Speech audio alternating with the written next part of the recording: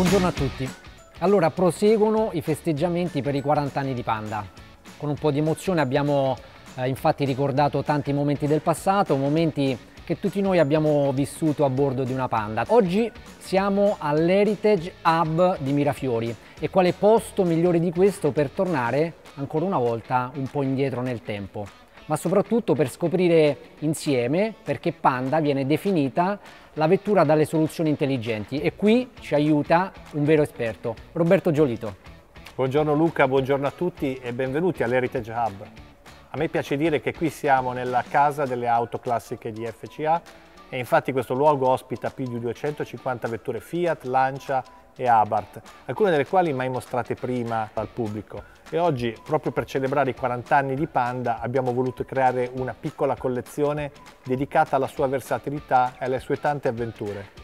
Ma Roberto, alcune di queste Panda sono veramente dei pezzi unici, ma tutte hanno una caratteristica in comune, una caratteristica che ha accompagnato la nostra Panda per 40 anni. Sì, perché sono tutte vetture molto versatili, molto funzionali. E infatti spesso diciamo che Panda è l'icona funzionale della nostra gamma, è la vettura più razionale, la vettura più accessibile e democratica di Fiat. Roberto, secondo te questo è vero? È vero che Panda è l'auto per tutti e per tutte le occasioni? Guarda Luca, se tu chiedessi a 10 ma anche a 100 persone diverse quali sono le caratteristiche della loro auto ideale, sono sicuro che riceveresti 10-100 risposte diverse. Spazio, compattezza, personalità, versatilità, economicità, divertimento, funzionalità. Il bello è che Panda le racchiude tutte. Anche se non sempre è stata l'auto proprio per tutti, anzi, all'inizio della sua vita, la sua forma squadrata, il suo essere un po' scatola, raccolse un tot di critiche. Ad esempio sembrava che non fosse proprio l'auto pensata per i giovani, almeno non subito dopo la prima presentazione. Poi la usavano e succedeva quello che è successo un po' a me e ai miei amici di allora.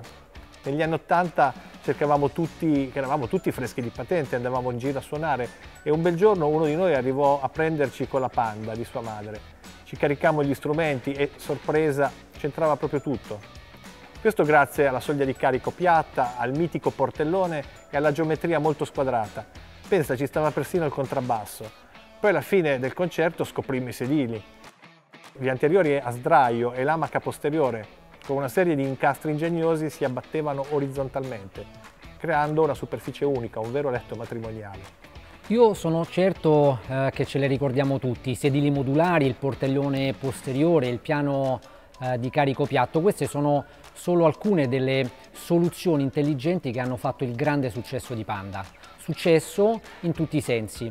Sapete infatti che Panda è l'auto più venduta del mercato in Italia e poi in Europa si contende con 500 la leadership del segmento delle piccole cittadine. Ma torniamo alle soluzioni ingegnose.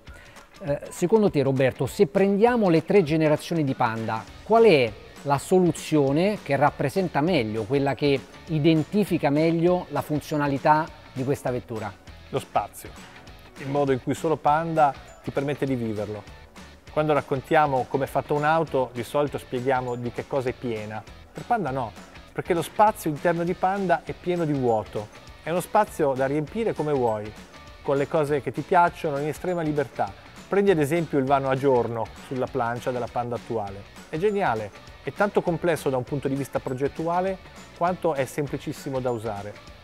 Ci puoi letteralmente gettare dentro quello che ti pare e vi assicuro che non è facile arrivare a un risultato così. In effetti il tema dello spazio come occasione di praticità e di semplicità d'uso è centrale per Panda, ma attenzione, questo non la rende un'auto povera, un progetto elementare, anzi, dietro la semplicità e di utilizzo di Panda c'è un pensiero piuttosto sofisticato.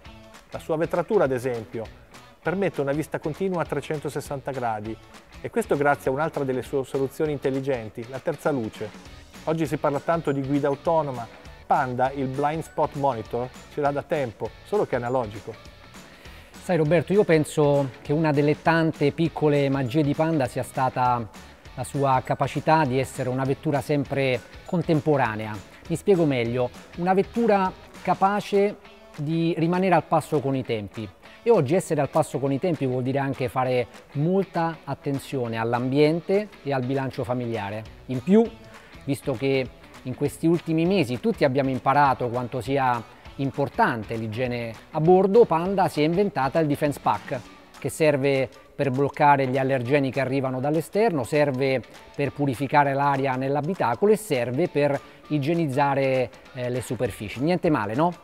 Però io sono convinto che per 40 anni di successi ininterrotti ci deve essere un segreto. E allora Roberto, secondo te qual è il segreto di tanti successi? Panda è un archetipo, è un modello ideale al quale riferirsi quando si parla di funzionalità, praticità, libertà d'uso.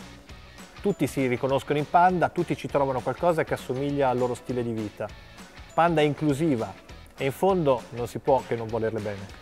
Hai proprio ragione Roberto, Panda è una di noi, Panda è una di famiglia. Quanti ricordi avete voi a bordo di una Panda? Quanti ricordi, quante foto e quante emozioni?